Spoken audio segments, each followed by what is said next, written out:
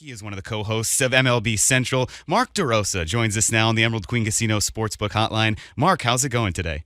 I'm doing well. How are you guys? Oh, we're doing great, and especially after a guy that you guys just talked about this morning continues to hit home runs, Cal Raleigh. We watched your breakdown of what he has done well this season. I don't even know. We were talking about this. There are really not enough superlatives to talk about Cal Raleigh and what he's done so far, but how do you assess what he has done to this point? I mean, he's arguably putting together the greatest season that a catcher's ever put together, according to the numbers. So, I'm always amazed when, my best friend in the world is Brian McCann, a guy who took a lot of pride defensively. I played with Buster Posey, took a lot of pride defensively. And the fact that those guys are asked to, carry an offense as well, it always blew me away. And to sit there and to see what Cal has done from an offensive standpoint, the adjustments he's made, and just the absolute ridiculous power numbers. It's funny, in last night, and my college roommate's from Mercer Island, Washington. Okay. And he's a huge Mariners fan, Nick Morris. And he sent me a text. He said, if I don't get a Cal Raleigh skybox tomorrow, you're not doing your job. So I texted him back. I said, it's funny you say that because it's happening.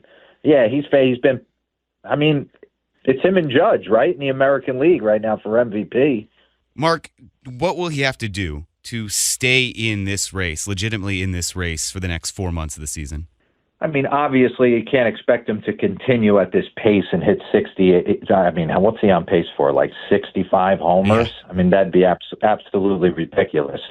But, for me, win the division, carry the Mariners to the playoffs, break Salvador Perez's record for catchers home runs in a season, and then I would say it's kind of 50-50 if he can get it. What we're seeing Judge do is, the stuff of legend. It's stuff only Babe Ruth has ever done. So he's got his work cut out for him. But that being said, the respect factor of what he does on a nightly basis does not go unnoticed. Every player who's ever played in the big leagues knows how hard the catching position is and how much is asked from them from a defensive standpoint. So to turn around from both sides of the plate and give this team middle-of-the-order bat with the production he's doing, is just absolutely incredible. Well, Mark, it's interesting because he hits better when he catches.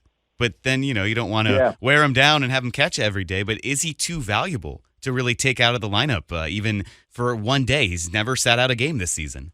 Yeah, I'm willing to take the chance if you want to throw him a DH bone just to get him off his feet. Dan Wilson, the manager knows. If anybody knows how to handle it, it would certainly be him playing the position as long as he had. So, yeah, I don't – it's few and far between. That bat's not coming out of the lineup. And just the adjustments he's made from the right side we were showing some boards today. The numbers. He's always handled himself from the left side, but the adjustments he's made, where he's standing in the box, getting all over it, just getting pull power, not hitting anything on the ground, just getting out and around everything. It's just been really impressive from both sides. Yeah, I was going to say, is that the thing that's impressed you the most? Because he did come into the league, and I know you guys did a thorough breakdown of this morning, and he was such a good left-handed hitter. And now to see him being as valuable right-handed, how much more dangerous does that make him when you can't just turn him around and have a weaker side? Yeah, absolutely. Every opposing manager is searching for a lane, right? Try and bring in a reliever to take the power out of the best bats of the opposition. And you're not able to do that against him anymore. I think the thing that blows me away, though, I keep going back to it, is the fact that he's a catcher first. Mm-hmm. They have such a powerful staff, and for him to have to, that's his first job. When he shows up to the yard, he's game planning how he's going to attack from the defensive side, what the pitcher's going to do that day. And then once that time and effort's put in, that's when he goes into the cage probably and gets his work in. So to think the rest of us show up and we walk right into the offensive side of it. We're going to get our ground balls and fly balls in batting practice and kind of, just get loose and get a nice little lather and then go into the game. But our focus from the time we get there is from an offensive standpoint. So to think he has to put in double the amount of work and double being a switch hitter and doing it at the level he's doing at, it really is ridiculous. Mark DeRosa with us here on Wyman and Bob. Mark, I want to get past all the good with Cal Raleigh, because outside of that right now with the Mariners offense, it's been a little shaky. What's your impression of this team offensively when you get past Cal? Yeah, I mean, JP's starting to swing the bat a little bit, hit a nice bomb there and got a nice bat flip. Julio's been an enigma. He's got the 10 home runs, but he's gotten on fire here recently. He's got to be the guy, right? He's got to be their superstar player to go with Cal Raleigh. And sometimes I see the ability to elevate a heater on him. He seems to hit spin very well in the middle of the zone, but some fastballs rushed up in the zone. He has a tendency to, dip his barrel. A lot of guys do that as far as like pointing his barrel, Julio Franco style at the pitcher, so he gets a little late on some elevated stuff. Listen, we've been saying for years they're always a bat away, right? I'm sure Jerry realizes they got a chance to win this division. It's wide open. Texas, although they got the pitching, they've gone through a lull offensively. They can't seem to get the bats going. Houston's not going anywhere. They find a way to win. But outside of that, it seems to be those three. Yeah, I think for me, it's a middle of the order bat at the deadline. If that's able to come in, I don't know who that is right now, or it's a matter of Julio stepping up and being like garnering his set of MVP votes. That's the expectations. Mark, do you think that Julio can reach that? Because we've always seen the potential, and we keep wondering, is this going to be the year? Is this going to be the time? Is there something you've seen maybe this year that gives you an indication that he could, or that you're still waiting to see if he can put it all together for a full season? I mean, the power numbers are there. He's got double-digit homers. Like I said, I do see, there's moments where I do see he has a tendency to get off his backside and his barrel's pointing to the pitcher a little bit longer than it needs to be. I feel like there's ways to pitch him if he's not locked in. I'd like him to make a few adjustments at the dish, but I mean, God, I gotta believe he's Edgar Martinez. Who am I to question what he does from an offensive standpoint when he's got one of the best hitters I ever played against, working with him in the cage? So you got to think it's coming at some point. I mean, he's too athletic and too dangerous for it not to come. Hey, Mark, what do you see from this Mariners pitching staff? They are getting some arms back. They got George Kirby back. He hasn't been the George Kirby of the past. Bryce Miller made his first start back after a couple of weeks. What do you want to see out of this Mariners pitching staff now over these next few weeks and months? I want to see one of my favorite pitchers in the game, Bryce Miller, kind of step up. I know he was, had a couple starts since coming off an arm injury to kind of set him back a little bit. I've always enjoyed watching him attack with the heater, and hopefully he gets back to that point. Castillo's giving you everything you need. He's got just a little bit north of a 3 ERA. Brian Wu has been awesome.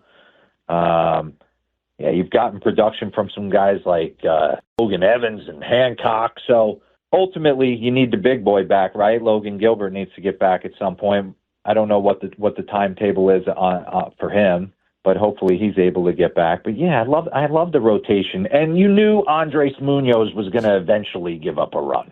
Like, he wasn't going to go the whole season. So he had a hiccup against Minnesota, gives up a 3 spot, gives up another run, I believe, yesterday. And he's one of the nastiest closers in the game. So, I mean, the pieces are there. I mean, you sit atop the division right now, in a division that seems to be a 3-horse race. So just like to see the offense click a little bit.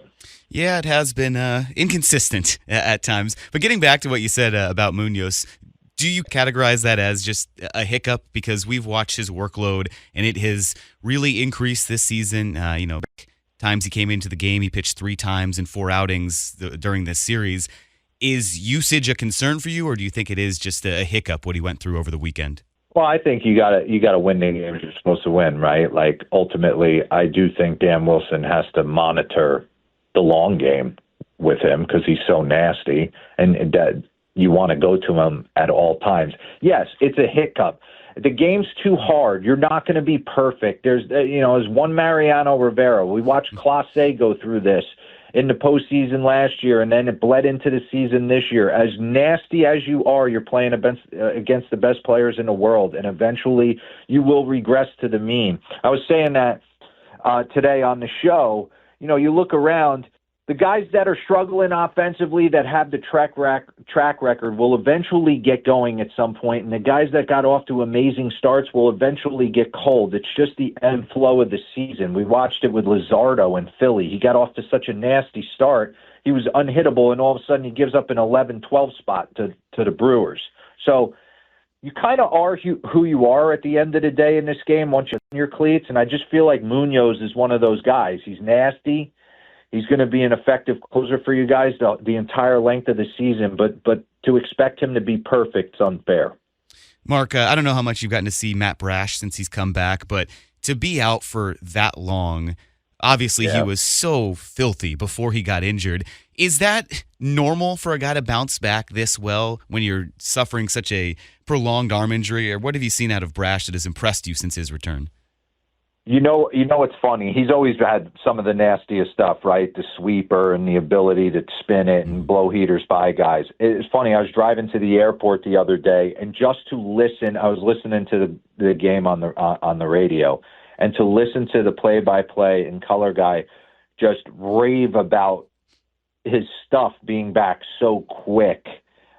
They seem to be super shocked by it.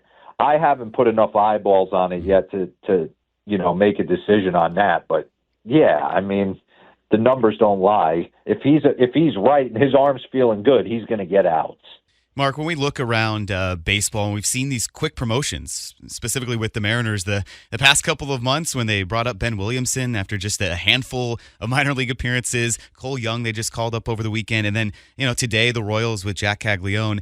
Do you like this kind of new normal of guys not getting rushed up, but coming up quicker than they would have in the past? I think if you have a chance to win and you feel like they're ready to help the big league club, I think at the end of the day, that's what it's about. I mean, I look at the Royals, right? They're starving for offense in the outfield, starving for it, and they have an absolute mutant hitting bombs in AAA. He's obviously proven that, I know it's a small sample size, but I think the measure of the man, right, mentally, you can't expect him to come in and carry your offense. There's going to be hiccups along the way. But if mentally he can handle it, from an offensive standpoint, this team needs it. And yeah, I saw Cole Young come up the other day and hit the walk-off number to first base, and everybody, going crazy. But they just rave about the makeup. If the makeup's there with the Williamson kid, if you're able to handle some struggles and give good at-bats and play solid D and add value to the team, I think in today's game that's what it's about. A little bit different back in our time. I walked into a clubhouse full of nothing but, 32-year-old veterans. That is not the case today. It used to be 22 veterans and 3 young guys, and now it's the complete opposite of that. Hey, Mark, before we let you go, and I really appreciate the time today, the Orioles are coming into town tomorrow to face the Mariners, and we kind of look at this team as, wow, they have just kind of fallen off, and with the Mariners going through this window of contention, and we know how fickle those can be, what lesson should the Mariners or any other team take from what the Orioles are experiencing right now? Yeah, I don't think you try and thread the needle when you got a chance to win. I think that's what they tried to do at the deadline last year. Like, listen, the Zach Eflin, getting him, yeah, he's going to start a postseason game for you on most teams, maybe not the Mariners, but on the Orioles, he certainly would. But then they were trying to, they knew they were going to lose Burns, so they were trying to not only address their 24 concerns, but they were trying to address their rotation moving forward in 25.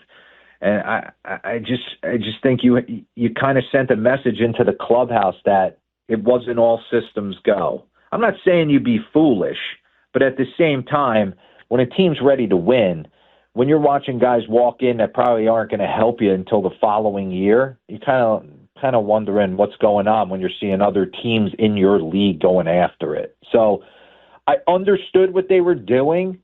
At the same time, they kind of tried to thread the needle, and then there was free agent starters out there that they could have went out and signed when Burns walked out the door, the likes of an Evaldi or Severino or whoever the case may be. I'm drawing a blank on any other starting rotation guys, but they didn't do it. So you go into camp going, you can't lie to the players. When you're short, if you got a chance to win it or not. And I just think they rolled into camp knowing from a starting pitching rotation, everything would have had to fall perfect.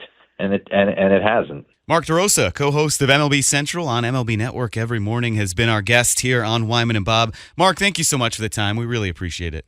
You got it, man.